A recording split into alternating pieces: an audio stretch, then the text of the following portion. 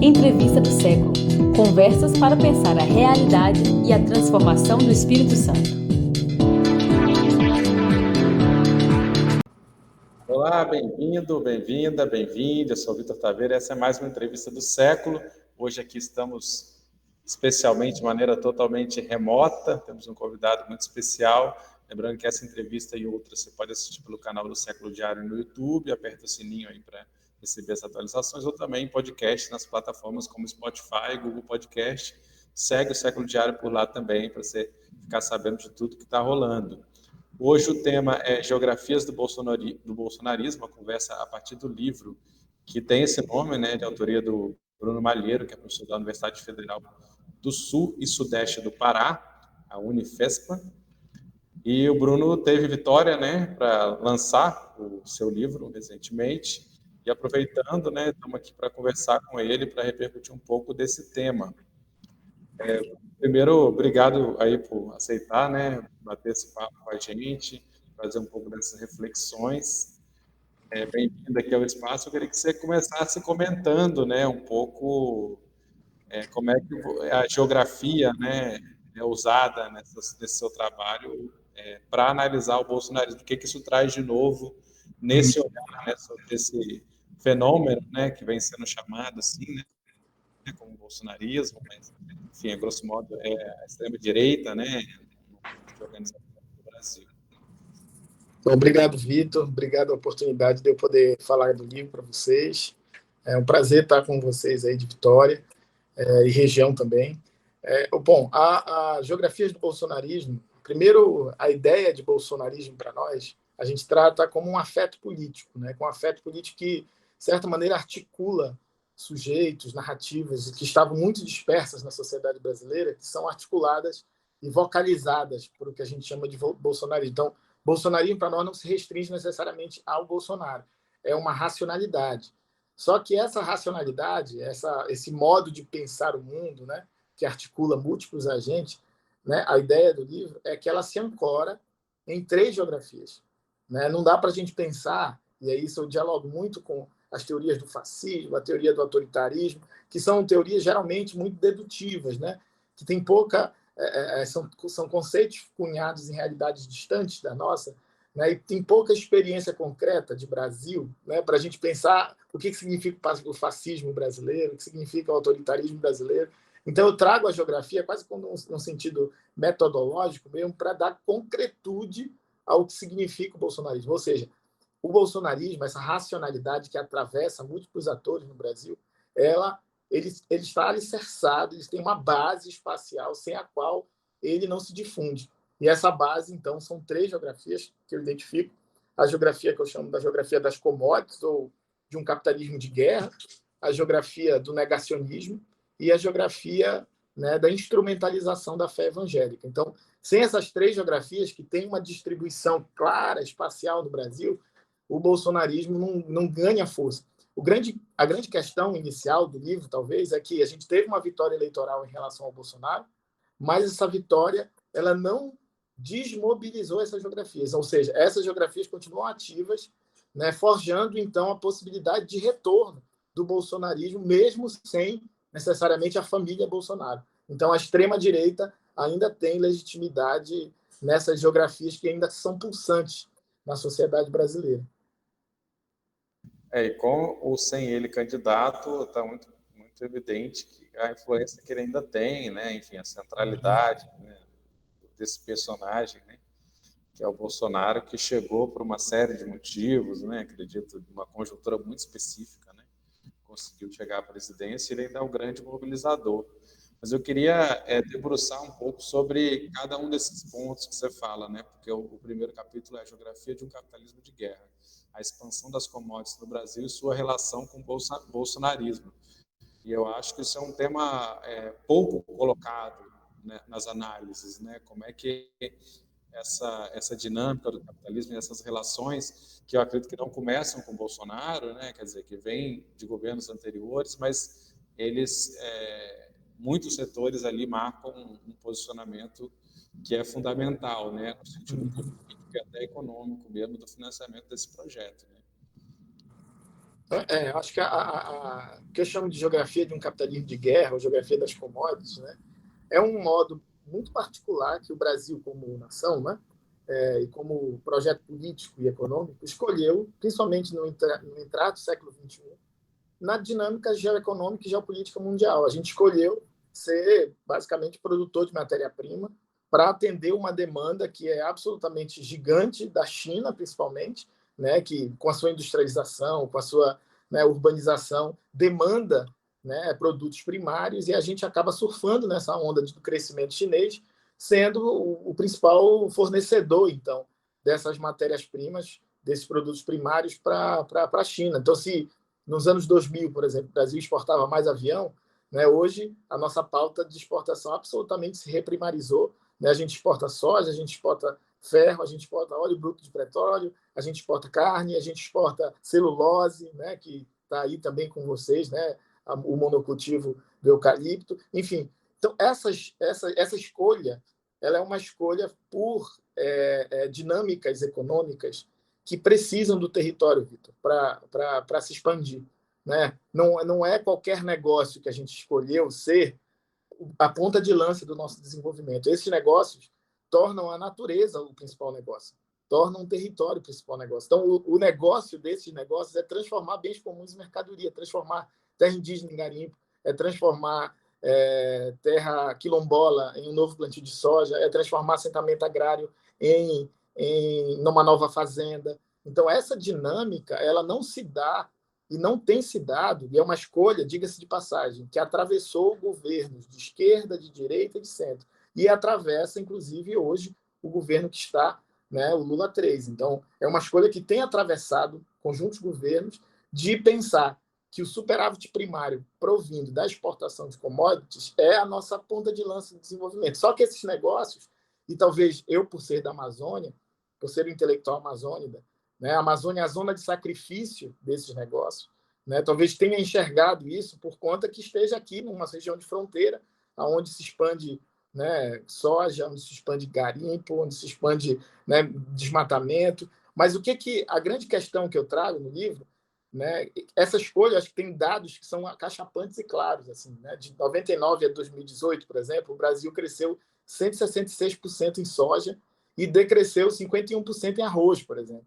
A produção na área plantada de arroz. Então, é uma escolha pela morte, não é uma escolha pelo alimento na mesa. Né? Só para você ter uma ideia, no Pará, a produção de soja cresceu de 99 a 2019 180.000%. Então, assim, o que eu estou querendo dizer? Esse crescimento ele não se dá sem violência. Esses negócios eles não se apropriam do território sem autoritarismo. É a condição. Isso na Amazônia, para nós, é muito claro. Né? Aqui o Estado sempre foi de exceção.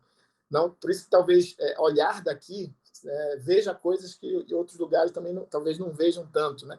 Mas assim, esses negócios eles funcionam, né, nessa máquina de transformar bens comuns em mercadoria, que no final das contas é uma máquina de guerra. Então a marca desses negócios é o desmatamento, mas é também a morte. Né? Tanto que no livro a gente traz os gráficos, né, de sobreposição de morte e desmatamento. Onde se mata também se desmata na Amazônia. Então, isso tudo é para dizer assim, o que a gente escolheu, Vitor, não foram só negócios, foi uma racionalidade. A soja, ela não vem sozinha. O gado, ela não vem sozinho. Não cresce sozinho.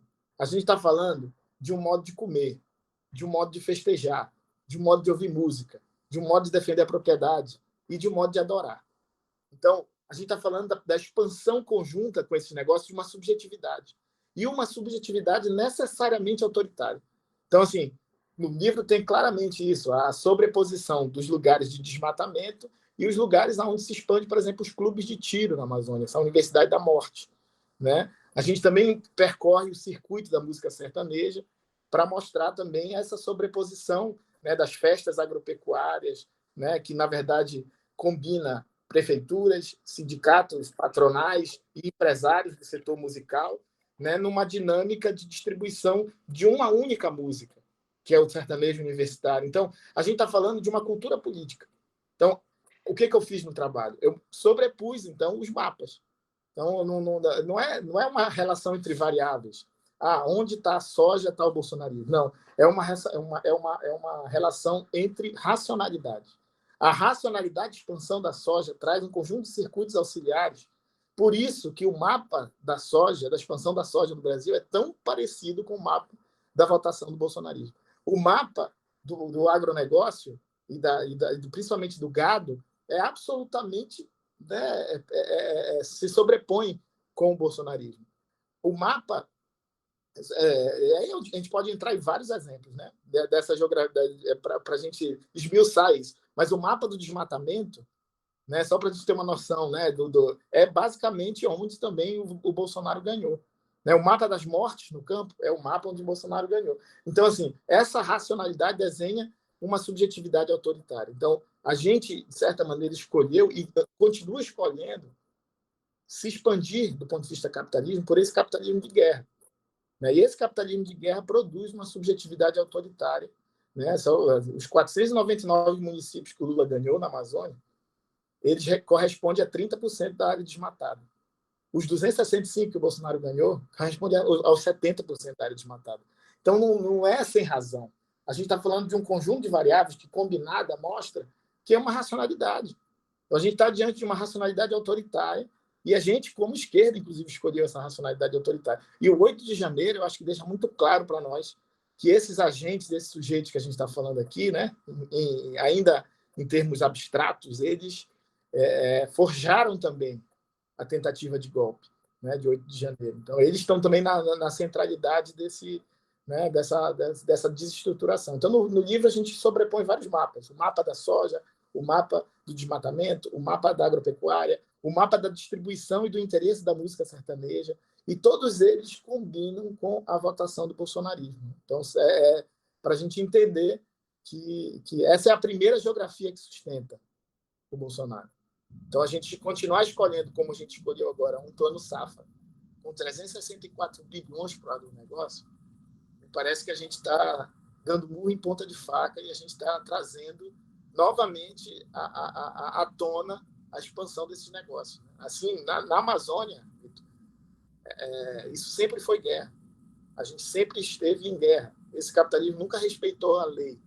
Você não produz, como vai produzir agora a Vale aqui, 6,5 bilhões de toneladas de ferro em 22 anos, né, sem desestruturar comunidades. Então, sem necessariamente... Então, esse capitalismo flerta com o autoritarismo.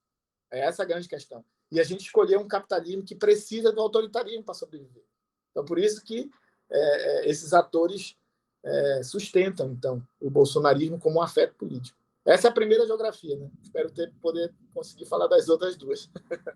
Eu acho interessante, que eu sei que você acompanha também muito perto, né?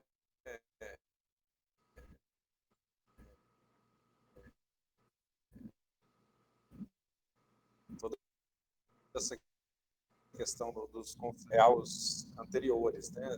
De alguma maneira, dos governos anteriores investiram nessa lógica, há um alinhamento desses setores com o bolsonarismo, né? Então, é claro que, como você falou, parece que insistir nisso parece uma estratégia quase que suicida, né? Porque está, na verdade, fortalecendo, de alguma maneira, essa extrema-direita. Porém, a gente observa, pelo que aconteceu no governo Bolsonaro, que há uma diferença brutal, né? Quer dizer, não dá para dizer que a exploração que acontecia na Amazônia, tanto a exploração no sentido ecológico, ambiental, como no sentido das vidas humanas mesmo, né? Há uma diferenciação, quer dizer, o bolsonarismo representou uma explosão e um acirramento desse conflito, né? Então, como é que você diferencia? Por que isso se dá? É uma diferença, Vitor, de grau, não de natureza.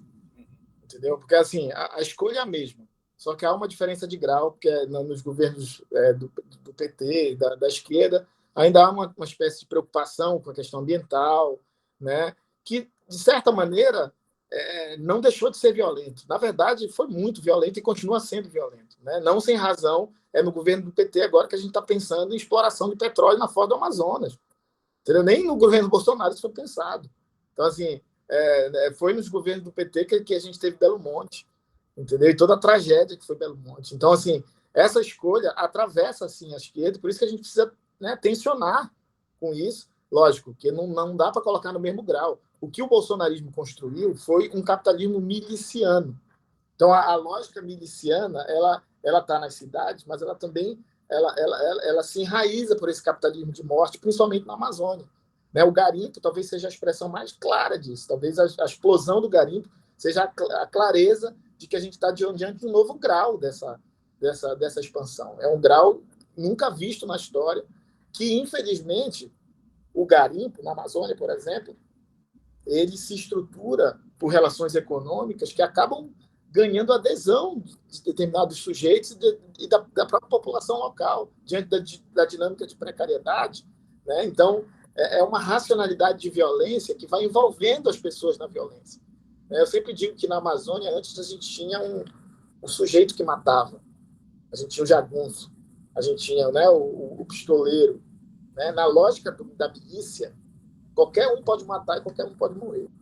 Então, a gente está diante desse tipo de capitalismo. Né? E aí, lógico, também, além da milicialização, uma militarização das relações.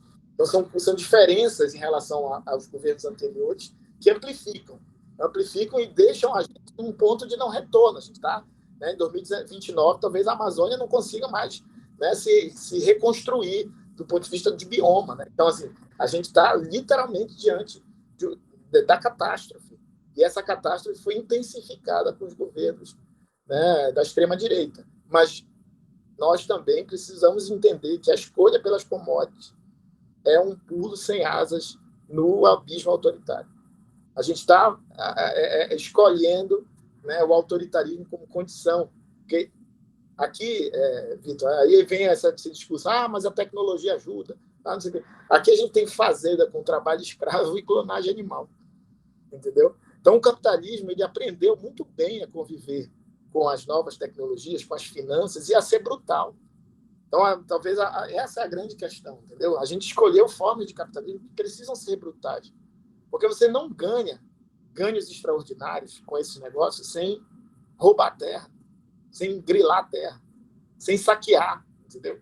Então, essa é a condição para esse capitalismo continuar existindo, sem jogar veneno nas comunidades do entorno para fazer um plantio de soja. Então, assim, é condição de existência desses negócios o autoritarismo. Então, acho que essa é uma coisa que a gente não pode acreditar tudo aos governos de esquerda, porque realmente há uma intensificação brutal com os governos de Bolsonaro, mas também a gente não pode tirar, né, essa responsabilidade, porque a gente está diante de um novo cenário, e esse novo cenário não pode repetir os erros do passado. Assim.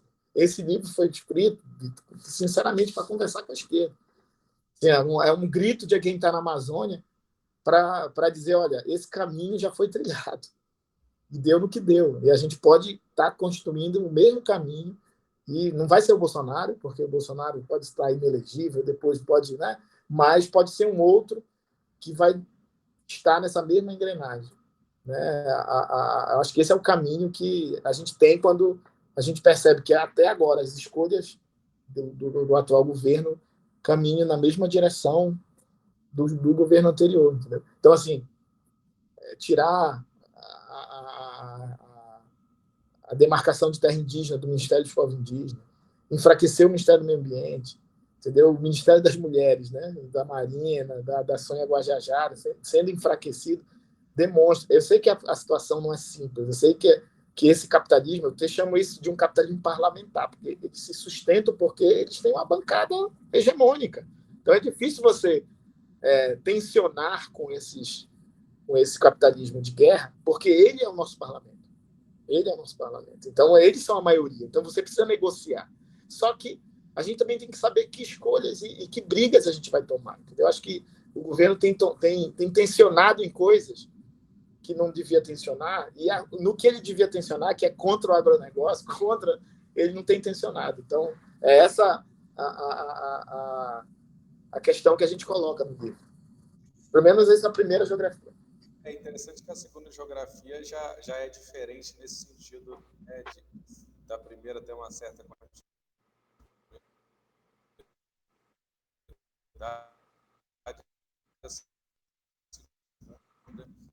Fala do negacionismo no Brasil, outros setores, inclusive do centro, da direita, que diferem radicalmente do bolsonarismo. E esse negacionismo também não é apenas uma coisa que aparece na pandemia, né? A gente tem que lembrar que ele faz parte do DNA, né, da extrema-direita, desse bolsonarismo. O negacionismo climático, né, antecede a pandemia desde o começo. Queria que você comentasse um pouco sobre como é que como é que se dá essa, e qual é essa geografia do negacionismo que você fala? Sim. Olhar para isso. A primeira camada do autoritarismo, da geografia do autoritarismo, é essa subjetividade autoritária da expansão das commodities, que chega junto com as commodities, que chega junto, né, um modo de comer, um modo de adorar, tem toda a segunda camada é também uma racionalidade. Porque, assim, a gente está diante de uma subjetividade neoliberal que te diz, né, Vitor, assim, olha, você é empreendedor de si, então você está numa nova ética do trabalho, então você precisa vencer. Você, se acreditar, você vence, né? Você vai ter a sua foto grudada na parede da McDonald's como funcionário do mês, sabe? Né? Ou na parede da empresa que você trabalha. Por quê? Porque a gente respira essa lógica, né, de um jogo que a gente sempre precisa vencer. Né? E eu dialogo muito com um filósofo chamado Rodrigo Nunes, que ele mostra para a gente uma coisa que acho que é muito interessante, que na sociedade capitalista, de caos climático, de caos civilizatório, né, de uma desigualdade extrema, né, de uma escassez de trabalho imensa, de uma desestruturação social absurda, a gente não vai vencer sempre. Na verdade, a gente vai perder mais do que vencer. Só que, como a gente respira o ar da meritocracia, o ar da... Né, a gente não admite perder, a gente não admite fracassar. Então, o negacionismo, segundo o Rodrigo Nunes, é um afeto do nosso tempo. É racional ser negacionista, quando a realidade... Então, o negacionismo é uma resposta às suas frustrações. Só que o que acontece que o bolsonarismo fez e que as redes sociais permitiram? As redes sociais, elas garantiram uma realidade paralela, estruturada. Então, você chega, né, você tem uma informação, só que essa informação chega em 30 grupos de WhatsApp ao mesmo tempo. Não é você sozinho que está pensando aquilo. Entendeu? Então, há uma coerência estruturada na informação. Então, vejam, eu estou negando a realidade, mas essa negação ela pode parecer absurda, mas ela deixa de ser absurda quando todo mundo está falando a mesma coisa. E o que o bolsonarismo faz? Ele instrumentaliza isso. Então, e aí, qual é a geografia desse negacionismo? Onde eu chego nessa geografia do negacionismo? Como a gente pensa a distribuição espacial desse afeto, que é o negacionismo? Para mim, e aí a gente teve a pandemia no meio do caminho, né? E aí a gente vai atrás dos dados mostrando que aonde teve a desobediência em relação aos protocolos de segurança, de distanciamento social, e aonde se menos vacinou é onde se mais morreu. E lógico que há uma relação direta entre a desobediência dos padrões exigidos pela Organização Mundial da Saúde e a morte. Então, o mapa das mortes de Covid deram concretude para essa geografia para nós. Eles expressaram para nós, olha, quais os espaços em que o negacionismo ganhou e matou, entendeu? Acho que essa é a grande questão. Então, a gente traz alguns dados, assim, acachapantes, né? Assim, dos 27 estados brasileiros, né, os 11 primeiros com maior índice de morte, Bolsonaro ganhou. Dos 20 municípios brasileiros com maior índice de morte, 17 deram vitória para o Bolsonaro.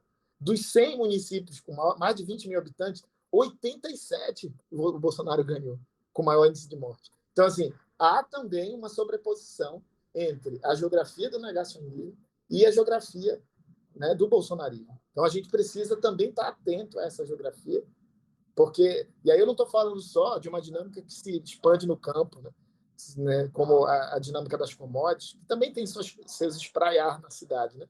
Mas eu estou falando de um afeto que circula na classe média, né? Então, assim, é uma outra geografia que a gente precisa estar atento, que está relacionada com a última geografia, que é a geografia, eu já aproveito para falar a última, né? Que é a geografia da instrumentalização da fé evangélica, porque assim como o negacionismo é um afeto político, né? Claro, um afeto até tem uma racionalidade você negar a realidade, para conseguir conviver com ela, porque ela é muito difícil, essa mesma concepção está na dinâmica da teologia da prosperidade. A teologia da prosperidade diz o seguinte, que você vence se você ter fé. Então, o sucesso e o fracasso é basicamente uma escolha de fé. Né? Então, se você não tem fé, você não vence. Só que ninguém admite não ter fé. Então, negar no âmbito das igrejas evangélicas, né, principalmente neopentecostais, é racional você negar, porque você não vai dizer que você não tem fé, porque você tem fé. Né? O que está acontecendo é algo externo, então você não vai admitir o seu fracasso, porque você precisa ganhar sempre. Então, essa dinâmica, essa expressão das igrejas evangélicas, o que o bolsonarismo fez? Instrumentalizou as igrejas. Né? Então, as igrejas se tornaram correia de transmissão de informações negacionistas, que a gente chama de fake news. Né? Enfim, então as igrejas acabaram aderindo a isso, mas aderindo a isso de uma forma muito racional, porque a gente está falando de teologia da prosperidade. Teologia da prosperidade flerta com a razão do neoliberalismo. A razão do neoliberalismo é ninguém perder. A lógica da prosperidade é se você só perde se você não tiver fé. Então, o negacionismo acabou agregando esses afetos. E aí eu sobreponho da segunda geografia o mapa de mortes por Covid e o mapa do bolsonarismo, que é o mapa da vitória dos lugares em que o bolsonarismo ganhou, e o mapa também da religião evangélica com o mapa do bolsonarismo. E há coincidências impressionantes. Assim. Então, eu não estou falando de variáveis, eu sempre falo isso, assim, não é uma coincidência total, mas é uma racionalidade que está colocada, que apresenta para nós 3 geografias que a gente precisa enfrentar. A gente não pode mais pensar que escolher as commodities não tem consequência. A gente precisa tensionar com o negacionismo e tem que ver como tensiona. E a gente precisa criar outros espaços de referência comunitária para além da igreja evangélica. Porque é a nossa, talvez a nossa necessidade enquanto a nossa geração está diante desse desafio de desmobilizar essas 3 geografias que hoje continuam ativas. Essa é a grande questão. Elas estão plenamente ativas, né, na sociedade brasileira, só esperando um discurso, e aí o bolsonarismo fez isso, né, que elas aderem. Então aí você vê uma sobreposição, né, do pastor evangélico, que defende o bolsonarismo, do ruralista, que está lá, né, que defende o bolsonarismo, né, daquele deputado mais tosco, né, bolsonarista, que é negacionista, do terraplanista, defendendo o bolsonarismo. Então, sujeitos dispersos começam a se articular nessa racionalidade. Porque parece que existe uma certa organicidade, no sentido de vai com o Bolsonaro até o fim, e a outra parte é um pouco mais maleável, no sentido de que, ok, o Bolsonaro eu vou garantir o meu, né? Tanto na religião, quanto no agronegócio, né? Até o setor militar, também, embora muito fechado com o Bolsonaro, tem suas... Isso é um movimento normal, mas, assim, quase todos eles fecharam, prefeririam o Bolsonaro, né? E a sinalização do PT, do Lula, sempre foi, na verdade, de não tensionar, né? Foi o contrário, foi sempre tentar fazer um jogo para parecer mais parecido. Não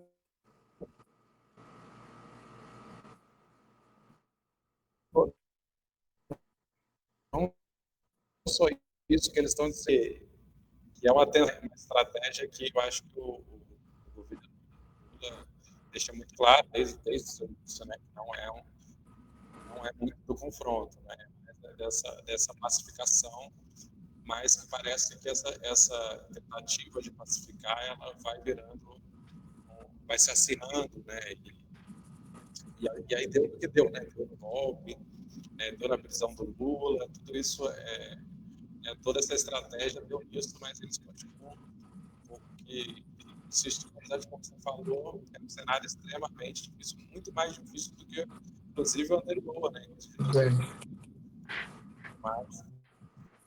Mas Vitor, E essa uma força política que não era nem em 2013, nem em 2016. Né? Hoje a extrema-direita é outro, está em outro patamar, né? Apesar da derrota eleitoral. Um dos cenários que eu vejo.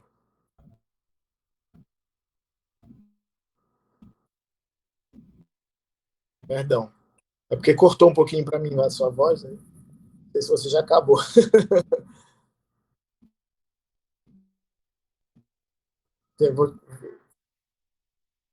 Um dos cenários que eu vejo da extrema-direita, né, é ela se acomodar no próprio governo Lula. Acho que assim, essa é a grande questão. Entendeu? Você acomoda, como aconteceu nos outros governos, você acomoda a extrema-direita, só que com ganhos e rentabilidades iguais, entendeu? Talvez um pouco menores, às vezes um pouco maiores. A gente está diante do maior plano safra da história. Então, mas isso não é enfrentar o bolsonarismo, é torná-lo mais forte. Né? Então, a gente não está diante de um não bolsonarismo, a gente está diante da retroalimentação do bolsonarismo via governo de esquerda. Então, essa é a grande questão que a gente precisa enfrentar. E aí tem uma questão que não é só política. Eu acho que você tem total... assim, o golpe de 2016 é justamente quando as commodities começam a cair de preço, quando a rentabilidade começa a diminuir. Entendeu? A Dilma, quando vai se defender no Senado, ela está lá com os gráficos do petróleo, ela está com os gráficos da soja, mostrando isso. Então, assim, é quando a dinâmica de ganhos, né, do superávit primário começa a entrar em crise que vem o golpe. E aí a gente tá talvez num outro cenário, né, ainda, né, com exportações de commodities, né, onde a conciliação é possível. Mas isso, do ponto de vista político, mas do ponto de vista ambiental, não é mais possível conciliação nenhuma.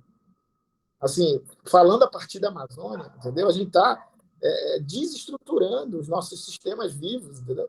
E se a gente desestruturar esses sistemas vivos, como diz o Copenau, o céu vai cair. Assim, a gente não é uma narrativa catastrofista, não é uma narrativa, né? É literalmente o que está acontecendo. A gente está próximo do ponto de não retorno. A gente tem uma devastação completa, né? Completa pelas dinâmicas de expansão, né? Da soja, do gado. A gente tem, são feitos do Xingu, sempre por esse exemplo, que não tinha quase boi na década de 80. Hoje tem 2.400.000 boi no município. Então, assim, o nível de violência e devastação dessas frentes, elas não estão só destruindo e fazendo emergir uma subjetividade autoritária. Né? Elas também estão desmobilizando a possibilidade de futuro. Assim, para mim está muito claro isso, né? Quando a gente percebe os mapas agora recentes, né? Da expansão do gado, da expansão do garimpo, da expansão, né? E assim não dá para entender esse discurso, né? Que está colocado também pelo governo, que é possível a gente desenvolver nas regiões desmatadas. Vamos continuar com a... Gente, a soja pode ir para as áreas desmatadas, mas está tudo interligado. A soja indo para o Mato Grosso transformou São Félix do Xingu na maior produtora de gado do mundo. Então, a soja empurra o gado empurra a madeira empurra o garimpo. Então, não é uma lógica interligada. Não dá para você frear isso. E aí, uma questão central, para eu finalizar talvez essa arguição aqui, a renda extraordinária desses negócios, Vitor, se dá com o Estado. A pecuária não seria rentável se não fosse o Estado brasileiro. Né? Então, assim, boa parte da rentabilidade é sustentada pelo Estado. A gente tem um plano safra de 364 milhões, entendeu? A gente tem infraestrutura, a gente tem linhas de financiamento, a gente tem financiamento de caminhonete, a gente tem tudo, entendeu? Todas as condições objetivas. Então, o Estado escolheu também. Então, se a gente tira essa renda extraordinária que vem do Estado, né, talvez seria um primeiro baque desse setor, né, patrimonialista brasileiro. Né? Então, a gente precisa desestabilizar também essa hegemonia, né, da igreja na formação comunitária, principalmente das igrejas neopentecostais, porque essa lógica individualista está levando a gente à ruína. Também é preciso falar isso, sem medo. Né? Assim, é o que está colocado no nosso horizonte. Né? Talvez o Nordeste, com todo né? A explicação, porque é a região mais pobre, por isso vota no Lula. É a região mais católica também. É a região não fazendo uma apologia à Igreja Católica, porque também tem problemas com qualquer igreja, mas a Igreja Católica construiu ainda um modo de fazer teologia pela comunidade. Né? Aqui a gente tinha, nos nossos assentamentos, aqui a gente tem 520 assentamentos.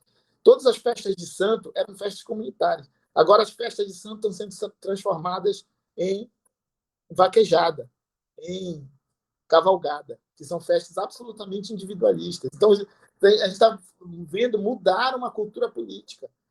Né? Então, assim, isso tem uma relação direta com a religião. Isso é preciso encarar. Os movimentos sociais mais bem-sucedidos no Brasil têm uma relação com a teologia da prosperidade, a teologia da libertação, por exemplo.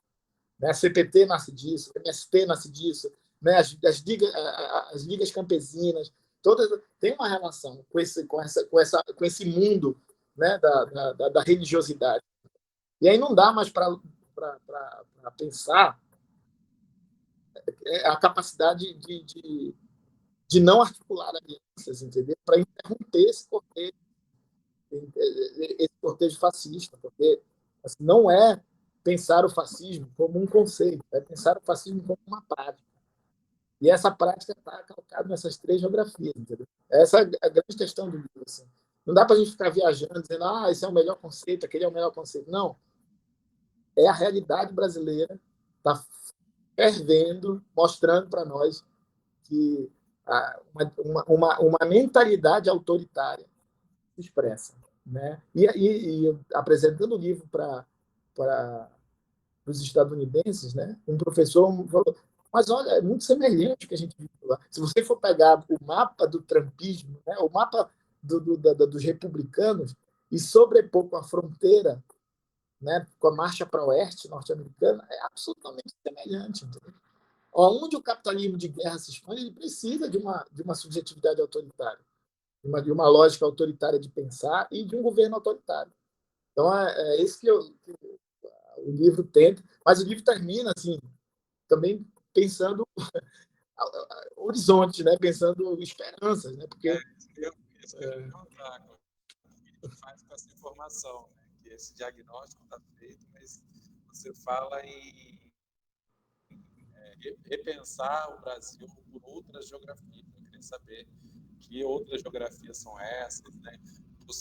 Outras geografias possíveis, outras geografias talvez já existentes também, né? Sim. Ser potencializadas. Tem um mapa que infelizmente não dá para eu mostrar aqui, mas que eu gosto muito do Brasil, que mostra assim, o Brasil todo branco da Amazônia para baixo, né? Assim, e aí quando começa a chegar na Amazônia, assim, pedaço do Nordeste, começa a colorir, que é o mapa das terras indígenas, o mapa das comunidades quilombolas, o mapa dos assentamentos agrários, o mapa das áreas protegidas, o mapa das reservas extrativistas, enfim, aonde ainda, né, vigora, de certa maneira, uma vida, né? Então, a gente nunca pensou o Brasil a partir daí. A gente sempre pensou o Brasil a partir da parte branca do mapa. A gente sempre pensou o Brasil a partir do lugar de destruição desses outros lugares. Então, a questão que a gente coloca é que esses sujeitos que estão em resistência ao Bolsonaro, estão resistindo ao bolsonarismo, ou que estão resistindo a essa geografia da morte, essa geografia da guerra, das commodities, eles apontam horizontes para nós. Os povos indígenas, hoje, são os únicos sujeitos políticos capazes de interromper o Brasil. Entendeu? De construir debates amplos e nacionais. Assim, a gente não está vendo, por exemplo, os sindicatos, não. Quem está fazendo a mobilização real e concreta da luta de classe são os indígenas.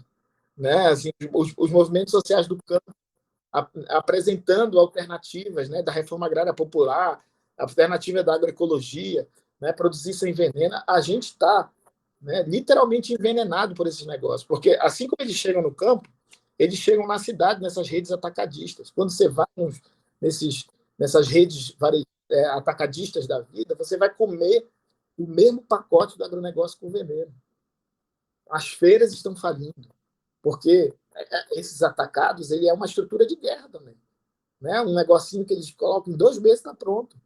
praticamente para baratear toda a produção. E é o mesmo pacote do agronegócio, e a gente continua comendo veneno. Então, existem outras geografias que ensinam a gente a produzir sem veneno, né? A pensar o território, né? Não do ponto de vista de um supermercado, que a gente vai extrair tudo, mas pensar o território como uma possibilidade de usufruto, de complexificar, inclusive, esse território. Né? Aí, mas você está falando isso? Isso é muito local. Não é local. Eu tenho um outro livro chamado Horizontes Amazônicos. E a tese desse livro, do Horizontes Amazônicos, eu e mais dois é muito importante para mim, que é o Carlos Walter e o Fernando Michelotti, a gente fala o seguinte: a Amazônia tem 13 mil anos, mais ou menos, enquanto bioma. Mas tem gente da Amazônia há 19 mil anos. Aí a gente vai com os arqueólogos, né, vendo a dinâmica humana antes da existência da Amazônia como bioma. E aí a gente vai vendo as florestas plantadas, a gente vai vendo a complexidade biológica tendo uma relação direta com a complexidade étnica. Então, assim, o que a gente tem de Amazônia é por conta dos saberes amazônicos. Então, quando a gente fala, eu vou interromper, eu vou barrar um rio que vai acabar com uma comunidade indígena, a gente está acabando com o saber milenar que produziu a região que ainda sustenta o mundo como mundo. Então, não é local. Isso talvez seja mais global do que o conhecimento que a gente produz. Então, essa é a inversão de lógicas que a gente propõe no livro. Assim, olha, é preciso enxergar o que a gente nunca enxergou. É preciso dar centralidade para quem nunca teve centralidade. Né? Assim, indicar um indígena para o STF, indicar, sabe? Começar a reconstruir as nossas bases e as nossas centralidades, porque talvez esses sujeitos tenham outros horizontes para nós. E vem dessa geografia, da geografia do quilombo, da geografia das periferias, da geografia das favelas, da geografia das terras indígenas. Dessas geografias vem uma agenda política, que a gente não está ouvindo muito. É isso que eu... Geografia, recentemente foi divulgado até um mapa, assim, resumo das viagens. Mostra que, por exemplo, o Nordeste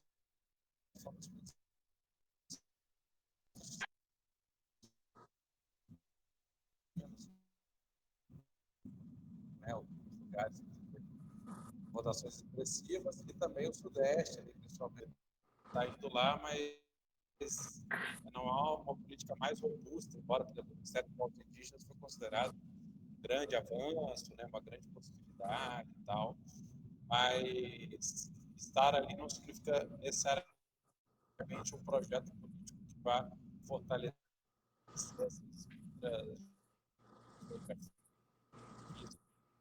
essas outras subjetividades, menos aos territórios onde o funcionalismo é estabelecido. Também coloca uma questão: será que ele está em alguns territórios que às vezes são bastante hostis, né, para, enfim, para tudo, né, que o PT representa, que o governo representa. Mas eu queria só passar, então, para você fazer aí umas reflexões aí que você acha importante sobre isso, sobre outras coisas. Agradeço a oportunidade, Vitor, da gente conversar. Eu tenho dito que o Brasil precisa ampliar a sua leitura de Brasil, né? A partir dos Brasis que o Brasil nunca viu. Então, onde eu estou, aonde eu vou, para onde, né, eu me mexo, eu me localizo, falo que eu sou intelectual amazônida, e o que eu penso, o que eu vejo, o que eu falo é a partir dessa região, porque eu acredito que, na verdade, além da gente compreender, me parece, melhor o capitalismo daqui, porque as teorias críticas brasileiras elas foram forjadas a partir de um lugar e a partir da industrialização, que é um fenômeno que explica relativamente o Brasil, mas explica pouco o Brasil.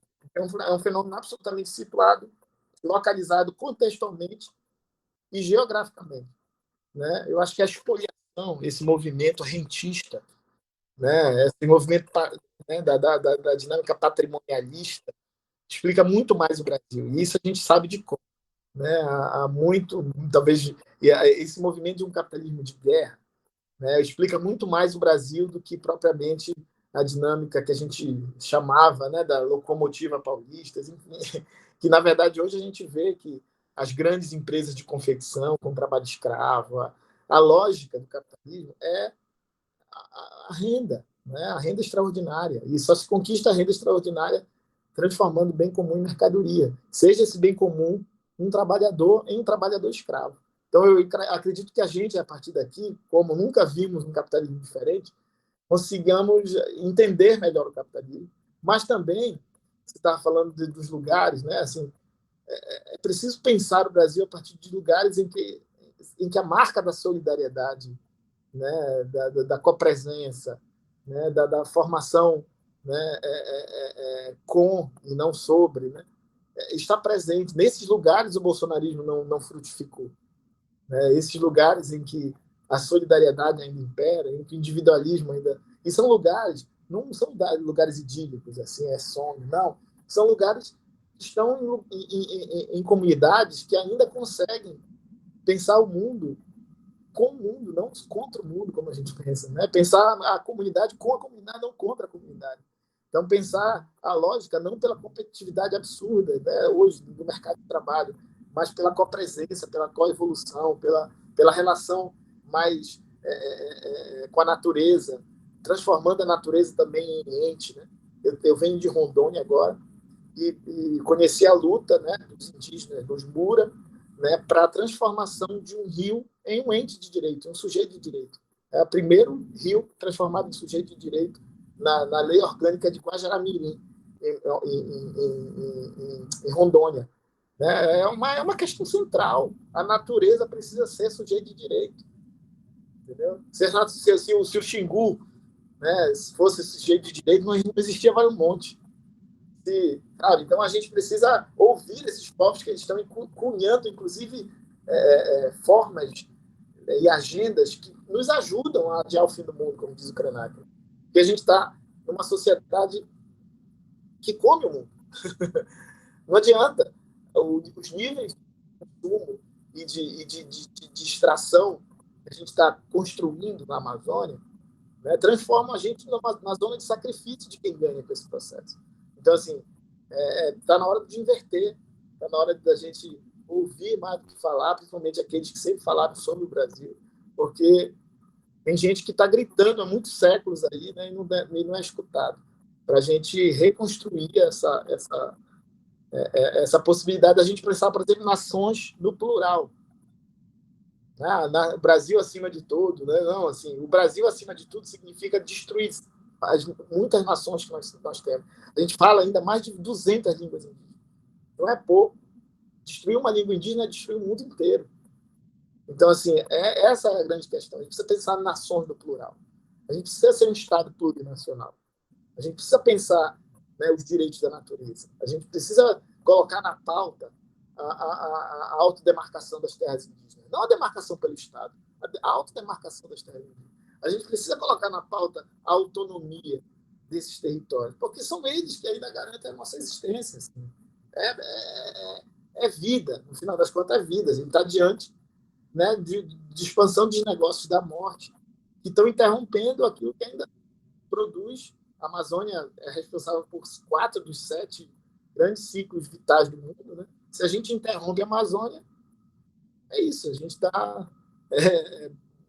produzindo a catástrofe. E por isso que eu não meço as palavras no livro também, e esse livro ele foi pensado para ser intervenção política, né? Mais do que ser uma intervenção acadêmica. Porque, assim, quando eu falo capitalismo de guerra, estou querendo situar a guerra mesmo, porque aqui o capitalismo nunca foi diferente. Ele começa com as guerras justas, em que era justo matar índio. Depois ele vai para as correrias, que é a expansão das borrachas, né, onde encontrava índio no caminho, se matava os indígenas. Morreram mais de 2 milhões de indígenas durante a expansão da borracha. Então, sempre foi guerra para nós. Então, essa talvez seja a gramática que a gente compreenda e mostre que é preciso sair e desativar essa guerra. E um dos elementos da desativação dessa guerra é frear as commodities. Né? Frear as commodities, frear o negacionismo, frear essa instrumentalização da fé evangélica que tem produzido um movimento autoritário, arrogante, de destruição da vida completa. Né? No final das contas, é isso. A gente produz commodity, né? Engole o mundo. A gente nega que a gente engole o mundo. E a gente ainda diz que engolir o mundo é uma escolha de fé. Então, assim, a gente tem que sair desse buraco, né? Então, a gente tem que sair desse buraco e construir outras referências. E as outras referências, me desculpem aos grandes intelectuais, não vêm de nós. A gente já teve a nossa chance. Acho que as outras experiências vêm de sociedades que ainda conseguem indicar caminhos para além do capitalismo. Essa é a minha utopia também, que não é utopia. É porque eu convivo com essas comunidades o tempo todo e vejo a possibilidade que elas têm, assim, emprenhadas, né, nos seus modos de viver. Assim. É isso, Vitor. Obrigado ao pessoal do estúdio também aí, o Cauã, né, que gravou a gente. Muito obrigado, Bruno Malheiro. Essa foi a entrevista do século, produção e locução Vitor Taveira, apoio técnico Cauã Helmer, direto do Instituto 42B. A gente volta em breve com mais temas importantes para pensar o Espírito Santo. Siga os canais do Século Diário e acompanhe séculodiario.com.br. Até logo. Entrevista do século. Conversas para pensar a realidade e a transformação do Espírito Santo.